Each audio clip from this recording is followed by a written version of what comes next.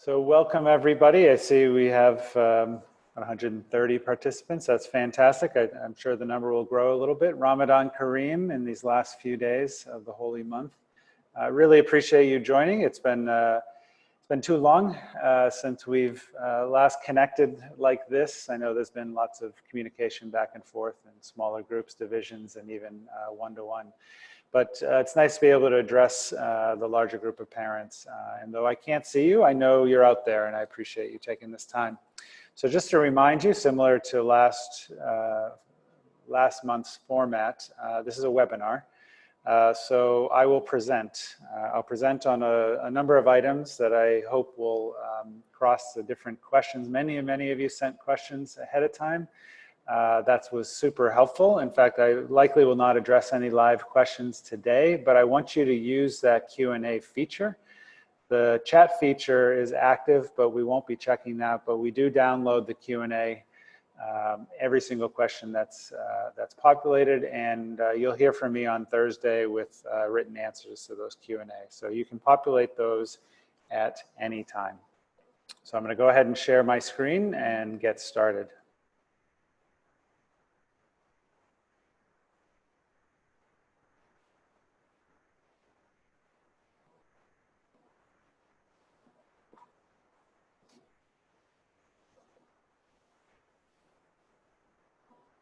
And I was, of course, remiss at the start to just hope that everybody is healthy and safe wherever you are around the world or here in Dubai.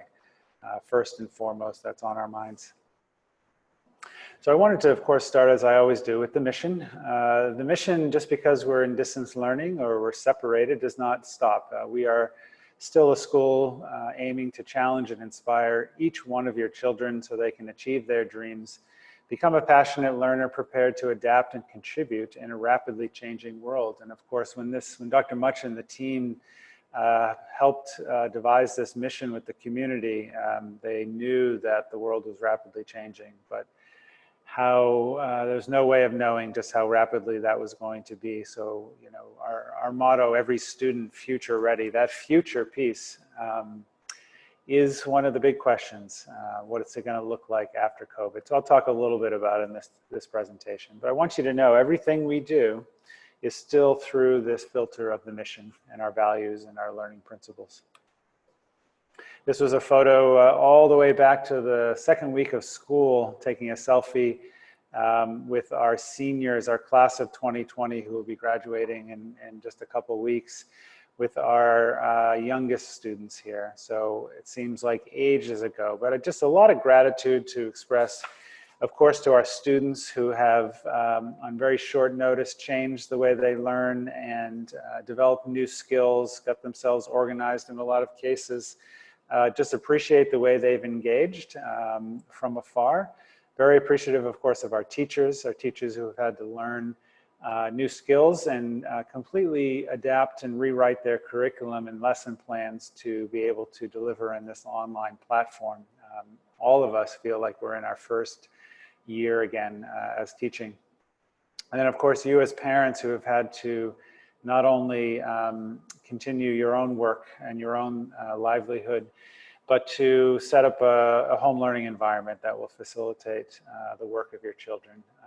And the coaching and the help and the communication, you are absolute stars at what you've done at home. We know we've asked a lot of you as well. So I wanted to start really with sharing what we're a learning organization, not just for the students, but as an institution itself. And we've been watching very carefully, of course, getting lots of feedback. So we have a very good idea of what worked, also where we know and want to make improvements. So really, we have been gathering input from a number of things, a number of places. We are all doing this globally together, and there's an excellent network of the top schools in the world, and we share lots of information. And of course, we fit that into our missions context. And from the very first day back in March, consulting with the leaders in online education to adapt our program. And I think we've been served well by a steady and consistent approach. We didn't overpromise or overcommit. We were thinking the long haul from the very beginning of March. So we didn't have to make any big changes or drawbacks. We could just make adjustments and add as we go along. And I know many of you want to see even more, and I'll get to that shortly. And of course, we gathered lots and lots of data.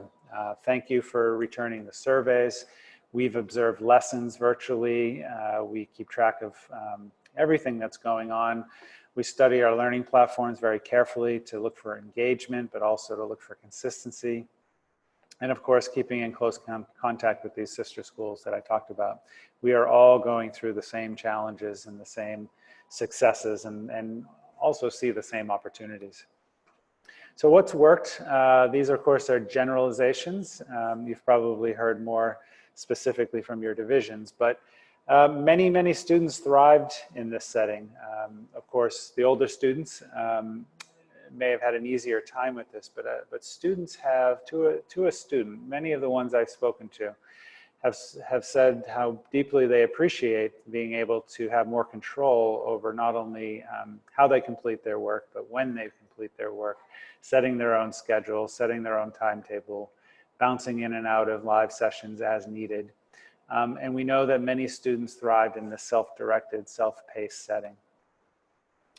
The instructional delivery, as I mentioned, a huge ask from our teachers, able to adjust to the setting for the most part. Of course, it did not go in all cases exactly as we had hoped, but that's part of the process, is seeing what works and then making adjustments. It'll be a very busy summer for all of us, adjusting our lessons and learning from what we have these last 2 months.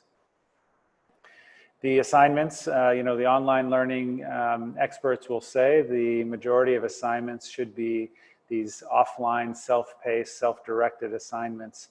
And they were, across the board, very high quality. And it's a real kudos to the teachers for designing good asynchronous lessons. And they did a lot of work over spring break just to get ready for this aspect. Our tech platform served us well. I thank the IT team for lots of problem solving. But our learning platform, Seesaw, PowerSchool Learning, Google Classroom, they held up. And of course, you can imagine what a disaster it would have been if they didn't. And of course, teacher accessibility. We had the office hours. We know teachers not only during those office hours, but made themselves available for any student who needed extra attention or extra help. And we appreciate that. And then we know many of the small group or class sessions were effective. We learned that large class, full class sessions are very difficult in the online platform, even live full class sessions, but small group sessions worked well. Of course, individual one-on-one conferencing worked well as also. Just continuing on student agency, I mentioned that at the beginning. Many students enjoyed this. And the choice in having more opportunity to choose something that matches what they're interested in and able to show their learning. And then we saw lots of creativity and innovation coming from this flexibility and choice from the students. Absolutely amazing. Every day I was able to see some of the student work and creativity that was created across our community. And our learning support teachers, when students needed individualized attention, they were there ready to help provide some support. And then, of course, just a general shout out to our teachers for being as responsive, reliable, as adaptive as they possibly could be, caring, hardworking professionals who really are the true stars in this distance learning session. So on behalf of really everybody, I want to thank our teachers for what they've done. So we know there were many challenges. These are areas that in some cases we knew going in this was going to be a challenge, and in other cases we were surprised at just how difficult it was to transfer what we do here every day into the online platform. We know social connection was lost. We're a community school. In fact, it's not in our title, but we are very much set up the way American community schools are set up, and we lost that. And the social connection we were able to achieve helped, but it was nowhere near where we wanted it to be. which is part of why the distance learning platform and period here has been so challenging. And we also know, though many students thrived, we know some students struggled. It could be a motivational issue, it could be difficult in just able to pace themselves, difficulty in organizing their work. We know some students raced through their work perhaps a bit too quickly and need more. We know other students spent exactly the amount of time that we had hoped they would. And then we have some students who every day, they were spending almost the entire day in distance learning and doing their assignments. And that is a concern for us that we're addressing. As I mentioned here, some students will need more, and some students will need help in being more organized and keeping their motivation going forward. Some additional sessions, many successful live sessions, many live sessions that were well planned but just didn't hit. Advisory certainly is a work in progress, a lot of positive advisory sessions, but we know we can improve that. And just supporting you. I mentioned you at the beginning being all superheroes in setting up a home learning environment. Especially in the early years, we know how difficult it can be to establish that home environment. It's not just a matter, of course, of making sure you have connectivity. It's making sure that you can help support your child with what they need, perhaps the kind of support they normally get when they're in school. And then it is not possible to cover everything during distance learning. If we were in an online school exclusively, there would be quite a bit of content that would go away. And you've probably heard me talk before about how education is changing and how we're starting to move some content out and focus more on skills and habits and dispositions. So we got through quite a bit, but we know that there are some aspects that we're going to have to rethink about simply how much we get through. And as I mentioned before, every school around the world has said that elementary school, particularly early elementary school, has been really, really challenging. Engaging the students throughout the day, keeping them connected to the school. Distance learning really is not well suited for the earliest of ages. That's not to say that it wasn't meaningful in many cases. That's not to say that students weren't engaged and that they didn't continue to learn. But we know this is difficult, and every school in the world is trying to tackle this problem. So where are the opportunities? We take a positive approach here at ASD. There are many, many opportunities. There are many silver linings to this. I know it may not feel like there are silver linings now, but we see many silver linings going forward for the next iteration of ASD. So all schools will have to evolve, and we will too, and we will evolve. So we've identified some areas of enhancement. I'm not going to get into too much detail, but I will in a couple weeks when I write to you again, just to really ensure that every student is challenged and engaged. So rigor not defined, of course, by quantity of work, but just making sure that the challenge is there, making sure there's purpose, making sure there's connection, making sure it's relevant to what they need. That's how we define rigor. The differentiation piece is just an educational term that means every child will get the appropriate level of challenge, the appropriate level of activity and engagement. So whether they need more support or they need more work, more assignments, more challenge, we will differentiate better than we were able to this time. That was a big learning for us. Of course, structure, we provided some structure. We will provide more structure to the school day, to the school week. Each division has ideas of how to do this. And of course, the live sessions.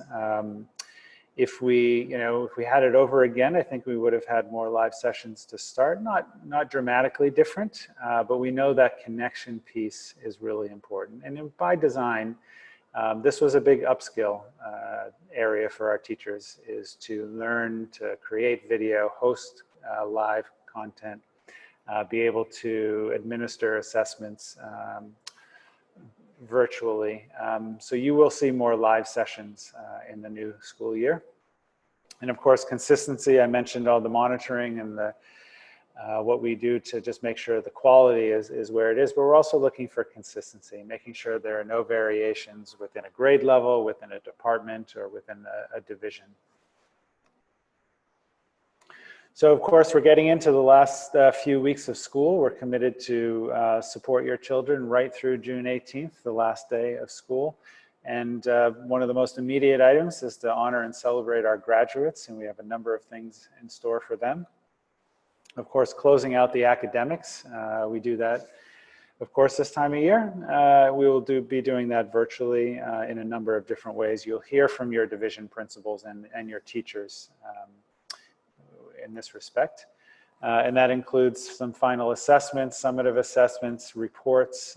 We will send the reports as we normally do to give you the information that recaps the entire school year, things that will be helpful going into next. And as I mentioned, to the extent we can do some of the celebrations and some of the closure activities that we always do, but do them virtually, we will keep those going because we know those are very important to all of us. There's a very practical piece, especially given the restrictions that we have. We loaned out thousands of books and hundreds of laptops and iPads and other technologies. So we will let you know what the process is to return those in a safe way to the schools so that we can get them all ready for next year. And of course, continuing to support the families who are leaving ASD to go elsewhere. We'll make sure that we support your transition from a admissions and a transcript way. So of course, while we are actively managing the day-to-day and trying to land the school year in the best way possible, we are doing a lot of work behind the scenes on next year and what that's going to look like. And I will say it, I'll hopefully be the first to say it to you, we plan to open. And we're very encouraged this week that is the plan for Dubai, is to open schools. Of course, we'll do so under the guidelines provided by KHDA and by the health authority, but we are prepared to open. But what does that look like? This is a key piece. And although we don't have a lot of detail at this point, we haven't received that yet from the government, here's most likely, highly likely in fact, to be the situation. So some sort of partial opening, and this is, of course, is what we're seeing in Asia and in Europe happening right now. So somewhere between a third to half of our students being on campus at any given time. And when they're not on campus, they're doing distance learning assignment. They're doing home learning. Not exactly necessarily the same that you see now, but they'll be doing something. It's not just going to school half time, it's being on campus half the time and the other time doing other things. And the reason for that is there needs to be social distancing. And we will certainly be asked to reduce the number of gatherings, gatherings that are not absolutely essential. So things like assemblies and sports and conferencing, these may look different. You know, we'll continue to conference, but it's going to have to look different because we're likely not going to be allowed to all be together the way we have in the past, at least for the foreseeable future. And of course, there's a huge part, and we've been working and getting ready and actually piloting these standards and protocols and equipment. We're doing that now so that we're ready in August and September to welcome you back on campus with all of the requirements necessary to keep your children, yourself, and all of us safe. So that's everything to a rigorous protocol to entering the campus, to what your and our behavior needs to be, you know, everything from hand washing to wearing masks to social distancing. These things will become part of the new normal for us while we're on campus. And if anybody gets sick or anybody shows symptoms, a protocol that will handle and isolate that student and get them the help and assistance that they need. Just continuing on, of course, a new and improved distance learning. So when the students are not on campus and they're doing their asynchronous lesson or they're doing their work to get ready to come back on campus, We'll take all the improvements that we know we need to make and that we've learned this time around, and we will put those into the program. So it will not be, the same iteration that you see now. It'll be the new and improved version of that. And of course, this means, especially if this is a reality that's going to extend for months and months, just being absolutely religious on making sure every one of your children are meeting their developmental milestones, their learning outcomes. It's everything from literacy to numeracy, to making sure that they continue to grow, that nobody falls behind. Of course, every educator in the world right now is concerned with students lagging. We will look at that. We do this anyways, but we'll double down on making sure your students are meeting their outcomes and of course, partnering with you in that development. Counseling and mental health support. Our counselors have been as busy as ever. We're a very busy group anyways, but during this time of distance learning, we've seen an increase in mental health support. Not just for students, but in some cases families. So we'll continue to provide the excellent counseling and mental health support that we need. Of course, not just mental health counseling, but academic counseling, college counseling. We'll be oriented to do this in our new environment.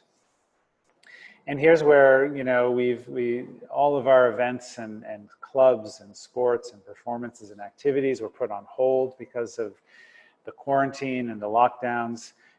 We will bring back as many of those as we can, either virtually or we'll bring them back on campus to the extent that we're allowed by Dubai itself. So our athletic director, campus rec director, and others are already working on a plan so that your children's afternoons in the new school year will be filled with as many sports clubs, performances, activities that we can possibly offer, because we know that is such an important part to the school experience here at ASD.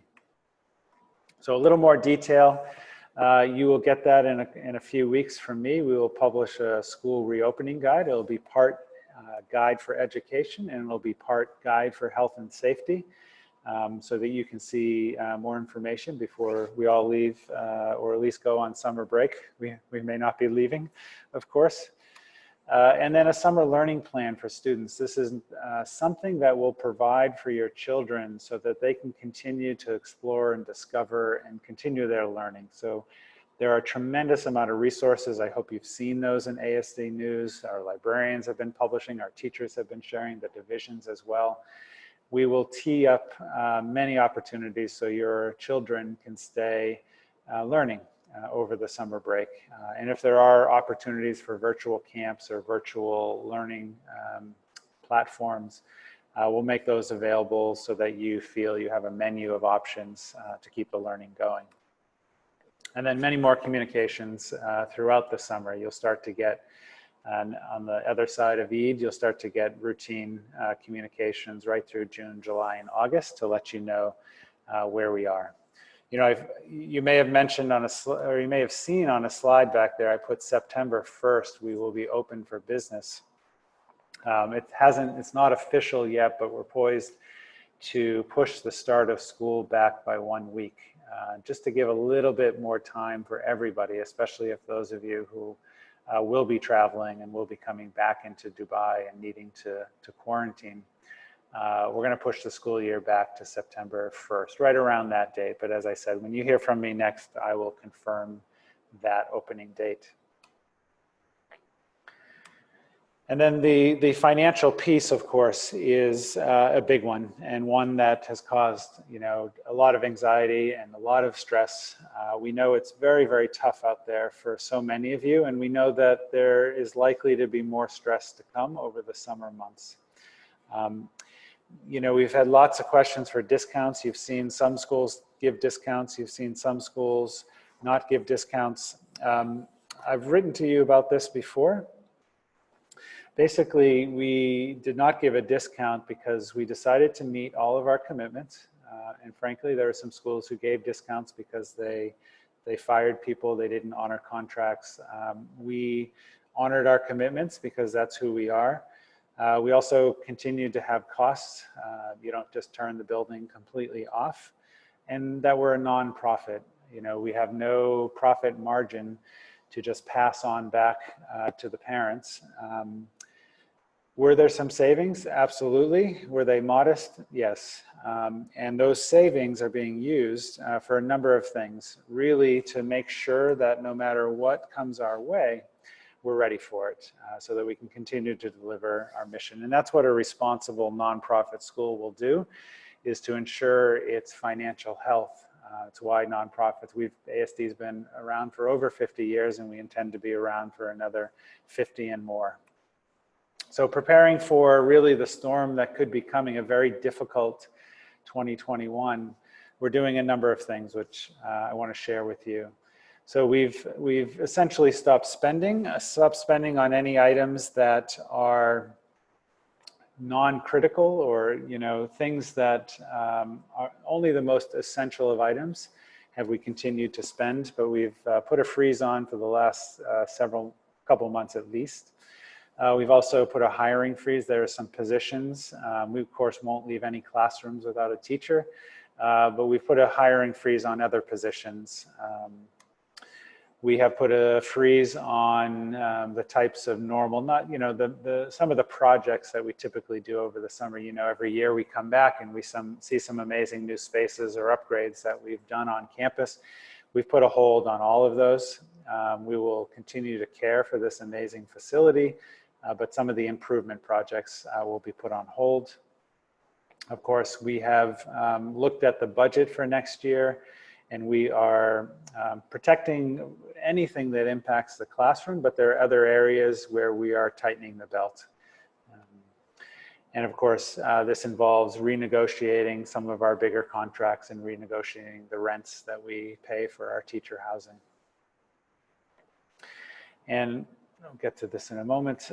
Why are we doing all this? We're doing this to make sure that if there's any drop in enrollment, you don't see a drop in the quality of the education for your children. So if we lose 100 students or we lose 200, by making these changes, by ensuring financial standing of the institution, we will be able to continue to offer our mission and make sure the student doesn't see any change, even if there are fewer students around him or her.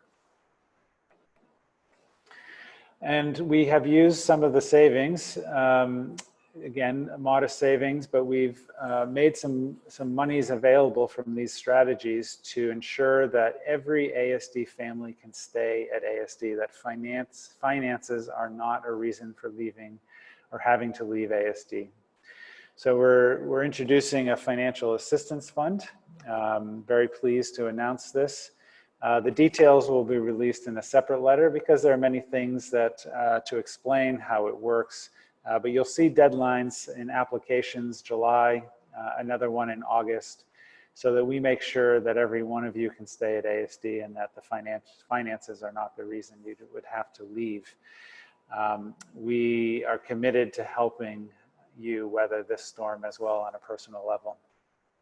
So stay tuned for that. And of course, at any time, you can write to our business office or to me and just start a conversation about what the need might look like. But there will be a process and there will be timelines where you have plenty of time to put together your what you need and what we need. So just one last piece on discounts, discounts for next year. Discounts have a significant impact on a nonprofit's budget. So please don't think that the fact that we are not announcing discounts for the coming school year at this time, it's because anything more than we are just ensuring that we can continue to offer the quality of our program and to meet the needs and the commitments that we have. So I can speak on behalf of the board, who of course will always keep an open mind towards discounts. They will always monitor the situation in Dubai. And discounts is something, as far as next year, we'll revisit in the new school year, seeing what's at play. And just keep in mind that the majority of schools in Dubai are not planning to offer discounts. as I mentioned, our unique nonprofit nature. There are probably less than 10 of them in Dubai. Discounts become especially serious for a nonprofit school because there are no profit margins. So just a couple of final words. Really, ASD, many of us, I speak on behalf of the faculty and staff, we've come to ASD because of the school. Of course, we love living in this fascinating city and this interesting part of the world. But we come to ASD for the school. We come to ASD for the professional experience, to be able to teach such wonderful kids that you provide for us. And we come because of the community. So we do believe ASD will continue to offer unique value in this Dubai market, this market that's changing very quickly. There is just one ASD and there will always be one ASD, and it's really at the heart of that is our community. But of course, our mission delivers on the best of American education, with who we think we have the very best American curriculum teachers in all of the region.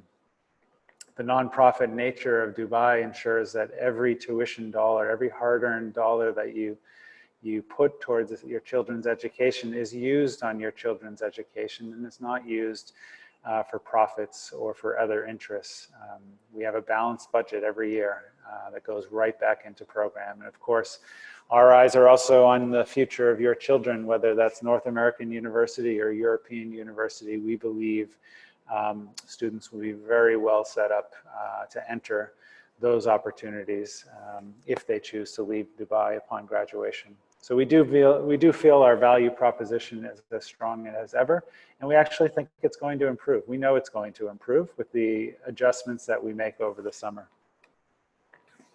And we ask for your trust. We ask for your trust that we will offer the very best of American education, regardless of the restrictions. We've learned to be flexible. We've learned to take it, a couple of weeks at a time. So if we're in 30% occupancy, or we're in 70% occupancy, or God forbid we have to go back into distance learning because something has changed in Dubai, we will continue to offer the very best in American education, continue to learn, continue to adapt. So we ask your trust in that respect. We have the resources, we have the people, we have lots of other intangibles to continue to adapt and improve on your children's experience. And of course, we really wish, and it's hard, it's difficult to have families leave every year, and it's a very emotional time, especially families who maybe we have a family who have been with us for 20 years, with obviously a few kids involved there. So the families who are graduating, their youngest, who are moving on from ASD, that go way back to the Jumeirah days. We have families who are even with us just for 1 year, and we're an important part of our community.